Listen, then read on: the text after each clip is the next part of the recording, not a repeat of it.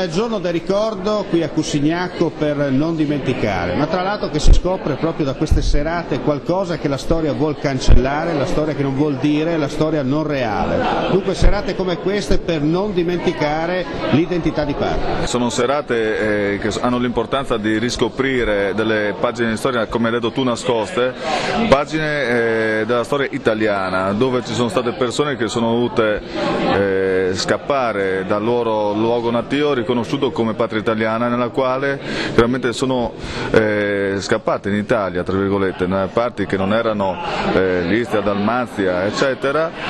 in altre zone d'Italia, però sempre con l'amore di patria, e dove i loro parenti purtroppo non sono neanche più tornati a casa, dove abbiamo avuto infoibati, dove abbiamo avuto 7.000 persone infoibate e 350.000 persone che sono esuli e sono scappate da dove chiaramente avevano casa. Questa è una cosa che purtroppo anche nei libri di storia non è mai stata sottolineata ed è incredibile, per il semplice fatto che siamo in Friuli Venezia Giulia, una regione che è nel confine orientale, fa parte, è la base del confine orientale, e dove ancora adesso tante persone non conoscono